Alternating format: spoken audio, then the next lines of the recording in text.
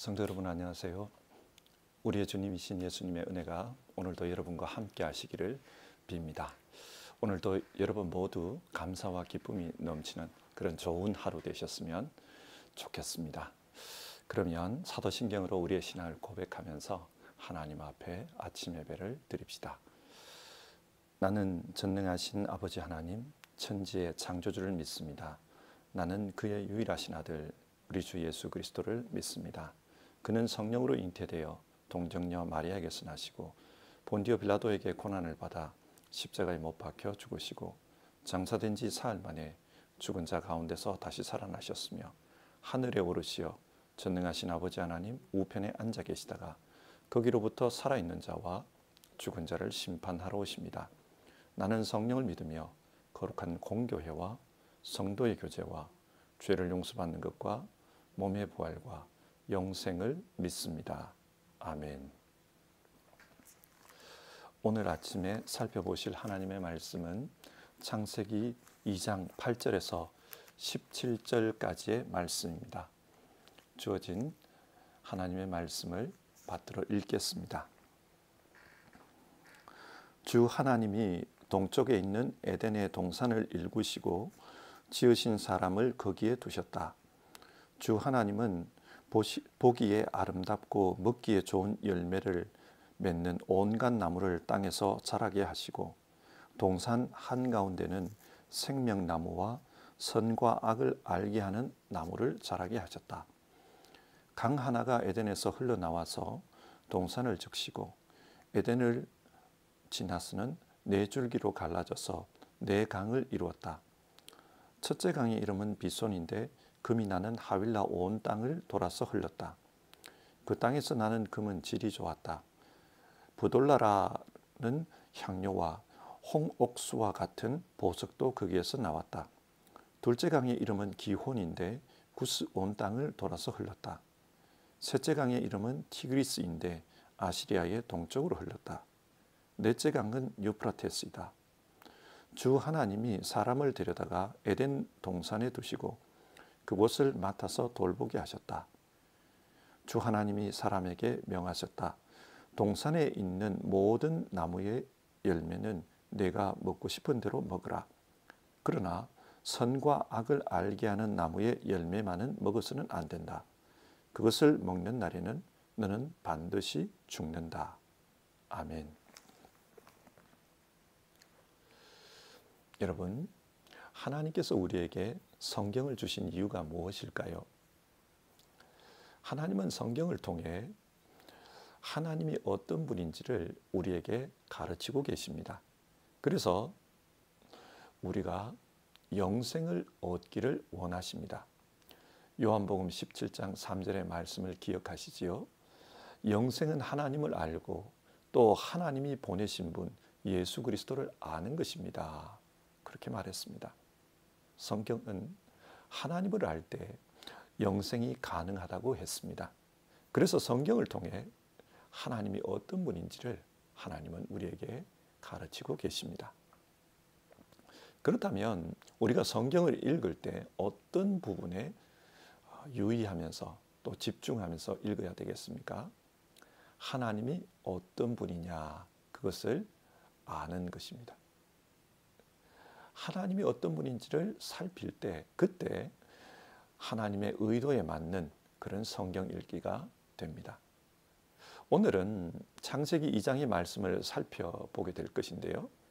오늘 성경이 말하는 하나님은 어떤 분이십니까? 창세기 2장은 에덴 동산에 대해서 말하고 있습니다. 이 에덴 동산 이야기가 들려주는 하나님은 어떤 분이십니까? 이 질문을 가지고 오늘 성경을 함께 살펴봅시다. 먼저 정답은 하나님은 섬기시는 분이다. 그것입니다. 하나님은 사람을 창조하시고 그 사람에게 에덴을 허락하셨습니다. 이 말씀을 좀 더 자세히 살펴보면요. 2장 7절인데요. 하나님이 땅의 흙으로 사람을 지으시고 그의 코에 생기를 불어 넣으시니 사람이 생명체가 되었다. 하나님께서 사람을 창조하셨습니다. 그런데 어떻게 창조하였습니까? 흙으로 창조하였습니다. 원래 인간은 흙이었습니다. 인간이 흙이었다는 말은 인간은 이 땅의 존재라는 뜻입니다. 근원 자체가 이 땅입니다. 이 땅의 존재입니다. 우리가 흔히 천사를 영적인 존재라고 말하지 않습니까? 천사는 창조의 재료가 우리와는 완전히 다릅니다. 우리는 흙으로 창조되었습니다. 이 땅의 존재입니다.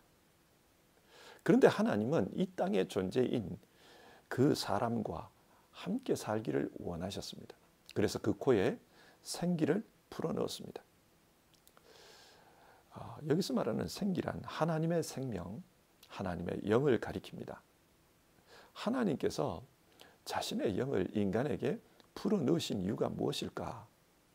우리와 소통하기 위해서입니다. 하나님은 우리와 함께 살기 위해서 또 우리와 소통하기 위해서 하나님의 영을 풀어 넣으셨습니다. 요즘 집에서 강아지를 기르시는 분들이 많습니다. 한국에서는 반려견이라고 그러죠. 인생의 동반자라는 말입니다. 우리가 강아지와 감정 교환을 할 수 있습니다. 그 이유가 어디 있습니까? 그것은 우리와 강아지가 같은 생물이기 때문입니다. 생물이라는 차원에서는 동질성이 있기 때문에 감정 교환이 가능한 겁니다. 마찬가지입니다. 하나님께서 자신의 영을 우리에게 풀어 넣으신 이유는 하나님과 우리가 같이 감정 교환을 하고 또 하나님과 소통 가능하도록 하기 위해서입니다. 하나님은 인간과 함께 사는 것, 그것을 기뻐하셨습니다. 그러면 하나님께서 함께 살기 위해서 인간에게 어떤 공간을 허락하셨습니까? 8절인데요. 주 하나님이 동쪽에 있는 에덴의 동산을 일구시고 지으신 사람을 거기에 두셨다. 하나님은 사람과 에덴에서 함께 살기를 원하셨습니다. 참고로 이 에덴이라는 말, 이 말의 뜻이 큰 기쁨, 그런 뜻입니다. 하나님은 사람과 영적인 교제를 나누는 가운데 큰 기쁨을 느끼시는 겁니다. 그래서 하나님이 우리와 함께 사는 곳을 에덴, 큰 기쁨이라고 불렀습니다. 마찬가지입니다. 우리도 하나님과 영적 교제 가운데 있으면 에덴, 큰 기쁨을 누릴 수 있습니다. 그런데 여기서 우리가 주목할 부분이 있습니다. 그것은 하나님께서 우리를 위해 에덴 동산을 일구셨다는 말입니다. 이게 무슨 뜻인가? 사람에게 에덴 동산을 만들어라. 그러면 내가 너희와 함께 살아주겠다. 그게 아닙니다. 하나님께서 에덴을 만드셨습니다. 그리고 그곳에서 사람에게 함께 살자고 하신 것입니다. 이것은 마치 하나님께서 집을 지어주시고 그 집으로 들어오라고, 그래서 함께 살자고 말하는 것과 같습니다. 어떤 분들은 이 이야기가 뭐 그리 특별한 이야기냐 그렇게 생각할지 모르겠습니다. 그러나 여러분, 이것은 아주 특별합니다. 창세기는 모세 오경이지 않습니까? 모세 오경이 기록되던 당시, 그 당시 사람들이 생각하던 신과 비교해 보면 이것은 아주 특별합니다. 고대 국가에는 나라마다 섬기는 신이 있었습니다. 예를 들어 이집트의 경우 태양신 라를 섬겼습니다. 그래서 태양신을 섬기는 제사장들은 온이라는 곳에 이 신전을 지어놓고 태양신을 섬겼습니다. 왜 신전을 지어놓고 태양신을 섬겼을까요? 고대 사회는 계급 국가입니다. 철저하게 계급이 나눠져 있습니다. 제사장들은 왕 다음으로 높은 계급입니다. 제사장들에게 왜 이렇게 높은 계급을 주었을까? 제사장들은 백성들에게 국가 이데올로기를 심어주는 사람이었습니다. 국가 이념에 충성하도록 만드는 사람들이 바로 이 제사장들이었습니다. 좀 더 자세히 설명해 보면요. 이집트의 왕은 파라오지요. 그리고 이 파라오는 자기 스스로를 태양신의 아들이라고 주장했습니다. 이 태양신이 우주를 다스린다는 거예요. 태양을 중심으로 우주가 돌아가고 있다. 이 태양신 때문에 우주의 질서가 유지된다는 겁니다. 그처럼 인간이 사는 이 세상도 태양신의 이치에 따라 움직일 때 평안하다는 거예요. 그래서 그 태양신의 아들인 파라오 자신이 중심이 되어서 정치를 하겠다는 겁니다. 파라오 자신을 따르고 자신에게 충성할 때 이 세상이 이치에 따라 움직인다는 겁니다. 이런 생각을 백성들에게 가르치고 세뇌시키는 사람들이 바로 제사장들이었습니다. 그러니까 고대 사회에서 신을 섬긴다는 것은 사실은 인간 왕의 정치를 곤고하게 하는 것입니다. 신에게 충성하라 이 말은 왕에게 충성하라 그 말과 같은 의미입니다. 성경을 보면 이방신을 섬기면서 자기 아들을 몰렉신에게 바쳤다 그런 이야기가 나옵니다. 왜 아들을 죽여서 신에게 바쳤을까요? 왜 몰록신의 제사장은 아들을 죽여서 제사라고 했을까요? 그것은 몸을 바쳐 신에게 제사하듯 온 몸을 다 바쳐서 신의 대리자인 왕에게 충성하라. 그걸 요구하는 것입니다. 목숨 걸고 왕에게 충성하라는 말입니다. 이처럼 고대의 신들은 대부분이 군림하는 신, 폭군 그런 형태입니다. 그래서 신전을 만들어서 신에게 바치고 온갖 좋은 재물을 가져다가 신을 기쁘게 하라는 거예요. 이것은 그 신의 대리자인 왕에게 그렇게 하라는 말과 같은 뜻입니다. 그런데 오늘 성경에 나오는 하나님을 한번 보십시오. 하나님은 어떤 분입니까? 인간을 위해서 살 곳을 만들어 주십니다. 사람에게 나를 위해서 신전을 만들어라 그렇게 요구하지 않았습니다. 다윗 때를 한번 생각해 보십시오. 다윗이 하나님을 위해 신전을 만들어 드리겠습니다. 그렇게 이야기했습니다. 그때 하나님은 그것을 반대했어요. 이것이 무엇을 의미합니까? 우리가 믿는 하나님은 군림하는 분이 아니라는 말입니다. 우리가 믿는 하나님은 섬기는 분이십니다. 그래서 마가복음 10장 45절에서 예수님이 이런 말씀을 하셨습니다. 인자는 섬김을 받으러 온 것이 아니라 섬기러 왔다. 자기 목숨을 몸값으로 지불하기 위해서 왔다. 하나님은 군림하고 복종을 요구하는 그런 분이 아닙니다. 우리에게 노예처럼 살아라 섬김을 강요하는 분이 아닙니다. 하나님은 섬기기를 기뻐하시는 분입니다. 이것이 하나님의 성품입니다. 예수님은 제자들에게 나를 본 사람은 아버지를 보았다 그렇게 말씀하셨습니다. 우리는 예수님을 통해 하나님의 모습을 볼 수 있습니다. 예수님을 통해 보는 하나님의 모습은 섬기는 모습입니다. 예수님은 사람을 위해 자기 목숨을 내어놓으셨습니다. 그래서 요한 사도는 하나님은 사랑이시라 그렇게 말했습니다. 그리고 예수님은 하나님을 본받아 서로 사랑하라고 했습니다. 서로 섬기라고 했습니다. 섬기는 자가 하나님 나라에서 큰 자라고 했습니다. 하나님은 우리를 섬기는 분입니다. 에덴 동산 이야기는 그 교훈을 우리에게 말씀해 주고 있습니다. 자, 그러면 하나님은 왜 인간을 섬기셨을까요? 그것은 인간이 하나님과 함께 하나님 나라의 삶을 살도록 하기 위해서였습니다. 하나님 나라의 삶을 살아라. 그것을 위해 에덴을 만들어 주셨습니다. 그러니까 성경에 나오는 에덴 동산은 하나님 나라를 상징하지 않습니까? 하나님 나라의 삶을 살아라. 그걸 위해 에덴 동산을 만들어 주셨습니다. 그리고 이 일을 위해 하나님께서 섬겨주신 것입니다. 자, 그러면 우리가 하나님 나라의 삶을 살기 위해서는 어떻게 해야 합니까? 9절을 보면 에덴 동산의 특징이 나옵니다. 동산 한가운데에 생명나무와 선과 악을 알게 하는 나무가 있었다고 했습니다. 여러분, 생명나무가 무엇을 상징합니까? 하나님이 주시는 생명으로 산다. 그것을 상징합니다. 하나님 나라는 하나님이 주시는 생명으로 사는 곳이다. 그것을 교훈하고 있습니다. 그러면 선과 악을 알게 하는 나무는 무엇을 상징합니까? 16절과 17절을 보면요. 선악을 알게 하는 나무의 열매는 절대 먹으면 안 된다고 했습니다.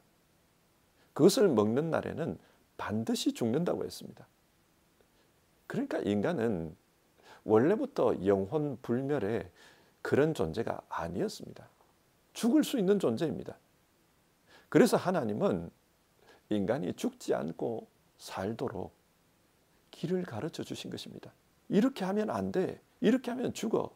그것을 가르쳐 주는 것이 선악을 알게 하는 나무였습니다. 인간을 살리기 위해서 이 선악을 알게 하는 나무를 동산 중앙에 두신 것입니다.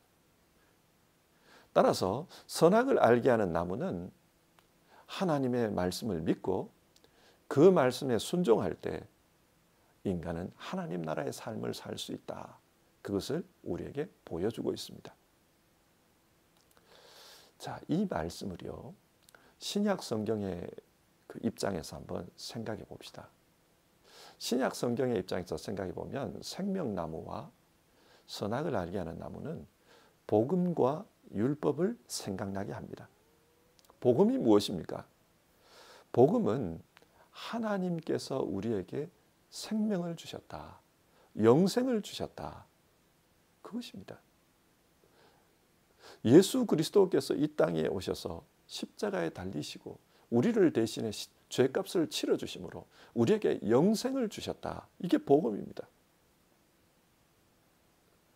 에덴 동산의 이 생명나무가 말하는 것과 신약의 복음이 말하는 것이 동일합니다.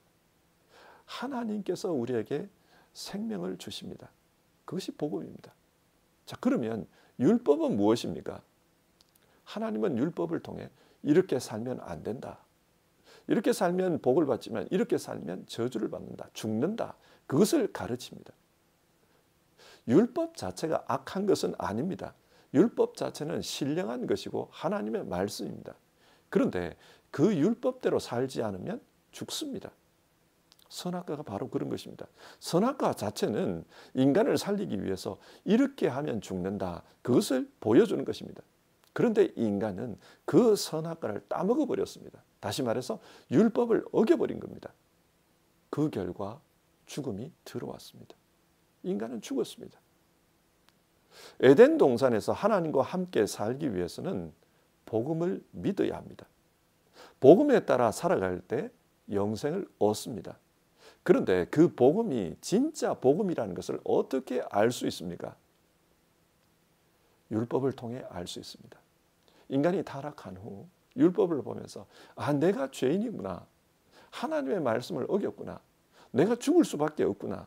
이 율법을 통해 알 수 있습니다. 율법은 우리에게 죄가 무엇인지를 가르쳐 줍니다. 이 율법에 따르면 우리는 죄인입니다. 죽은 죄인입니다. 그래서 다시 살기 위해서는 복음을 믿어야 한다. 복음을 붙잡아야 한다. 그것을 알게 됩니다. 하나님은 지금 생명나무와 선악을 알게 하는 나무를 통해 이미 그것을 보여주셨습니다. 복음과 율법이라는 것을 보여주셨습니다. 자, 오늘 말씀을 정리해 봅시다. 오늘 성경이 말씀하는 하나님은 어떤 분입니까? 하나님은 우리를 섬겨주시는 분입니다. 그래서 인간에게 에덴 동산을 만들어서 하나님 나라의 삶을 살라고 베풀어 주셨습니다. 하나님께서 에덴 동산을 만드신 이유는 인간이 하나님과 소통하며 하나님과 함께 살아가도록 하기 위해서입니다. 그렇게 살면 큰 기쁨이 있습니다. 하나님도 기뻐하시지만 우리에게도 큰 기쁨이 있습니다. 하나님이 주시는 생명 양식으로 영원한 삶을 살 수 있도록 그렇게 하나님께서 길을 마련해 주셨습니다. 그러면 이 하나님과 함께 살기 위해서는 어떻게 해야 합니까? 생명나무와 선악을 알게 한 나무가 있다고 했죠. 그처럼 복음을 믿고 율법을 통해 자신이 죄인임을 깨닫는 것이 중요합니다. 내가 죄인이구나. 그래서 죄인임을 알기 때문에 복음을 믿는 것이 중요합니다. 그리고 그 복음을 통해 하나님의 은혜 안으로 들어가는 것이 중요합니다. 여러분, 우리 모두는 복음이 제시하는 그런 삶을 살아야 합니다. 복음이 무엇입니까? 복음은 우리를 섬기시는 하나님, 그 하나님이 복음입니다. 우리를 섬기러 오신 하나님, 그 예수 그리스도가 복음입니다. 그 예수 그리스도 안에 있으면 하나님께서 우리에게 영생을 주십니다. 요한복음 14장의 말씀을 한번 읽어보겠습니다. 예수님께서 이렇게 말씀하셨어요. 너희는 마음에 근심하지 말아라. 하나님을 믿고 또 나를 믿으라. 내 아버지 집에는 있을 곳이 많다. 그렇지 않다면 내가 너희가 있을 곳을 마련하러 간다고 너희에게 말했겠느냐. 나는 너희가 있을 곳을 마련하러 간다. 내가 가서 너희가 있을 곳을 마련하면 다시 와서 너희를 나에게로 데려다가 내가 있는 곳에 너희도 함께 있게 하겠다. 하나님께서 에덴 동산을 만들어서 함께 살 수 있게 해주신 것처럼 예수님께서도 우리와 함께 살기 위해서 우리의 집을 마련하러 간다고 하셨습니다. 하나님은 섬기시는 분이셨습니다. 우리 예수님도 섬기시는 분입니다. 우리를 위해서 섬겨주십니다. 이 예수님 안에 있으면 영생이 주어집니다. 예수님 안에 있다는 것은 예수님을 믿고 예수님과 함께 살아가는 것입니다. 예수님 방식으로 생각하고 예수님 뜻을 쫓아 살아가려고 하는 것입니다. 무엇을 하든지 예수님이 지금 나와 함께 계신다. 그렇게 생각하며 행동하는 것. 그것이 예수님 믿는 것입니다. 예수님은 십자가에서 값을 치르고 우리를 사셨습니다. 그리고 우리가 예수 사람이라는 그 표징으로서 우리에게 자신의 영, 성령을 허락해 주셨습니다. 따라서 성령에 감동되어서 살아가는 삶, 그것이 예수 안에서 사는 삶입니다. 성도 여러분, 오늘 하루 이 에덴 동산을 주신 하나님을 묵상하면서 복음으로 살아야겠다. 복음으로 살 때 에덴 동산의 삶을 살 수 있다. 그런 생각을 할 수 있기를 바랍니다. 그리고 우리 모두 그 복음의 삶을 실천하고 그 복음의 가치에 따라서 살기를 힘써 봤으면 좋겠습니다. 같이 기도하겠습니다. 하나님, 오늘은 주어진 성경 말씀을 통해 하나님이 어떤 분인지 또 우리에게 무엇을 원하셨는지를 살펴보았습니다. 하나님은 우리에게 하나님 나라의 삶을 주시길 원하셨습니다. 그래서 에덴 동산을 창설하시고 큰 기쁨의 삶을 살게 하셨습니다. 그런데 인간은 범죄함으로 말미암아 에덴을 잃어버렸습니다. 하나님은 이런 인간에게 복음을 통해 다시 에덴의 삶, 하나님 나라의 삶을 살도록 길을 열어주셨습니다. 우리를 이렇게 섬기시는 하나님, 그 하나님을 알고 복음을 통해 하나님 나라의 삶을 추구하는 우리 모두 되게 하옵소서. 우리를 섬기러 오신 주님, 그 주님 생각하며 그 주님 본받아 살고 그 주님 닮아가는 우리 되게 하옵소서. 그래서 복음에 충실한 우리 모두 되도록 주님 도와주시옵소서. 복음 안에서 천국의 삶을 살기 원합니다. 예수님의 이름으로 기도드립니다. 아멘. 오늘 하루 복음을 생각하며 믿음으로 사는 우리 모두 되었으면 좋겠습니다. 주님 가르쳐 주신 기도로 아침 예배를 마치겠습니다. 하늘에 계신 우리 아버지, 아버지의 이름을 거룩하게 하시며 아버지의 나라가 오게 하시며 아버지의 뜻이 하늘에서와 같이 땅에서도 이루어지게 하소서. 오늘 우리에게 일용할 양식을 주시고 우리가 우리에게 잘못한 사람을 용서하여 준 것 같이 우리 죄를 용서하여 주시고 우리를 시험에 빠지지 않게 하시고 악에서 구하소서. 나라와 권능과 영광이 영원히 아버지의 것입니다. 아멘.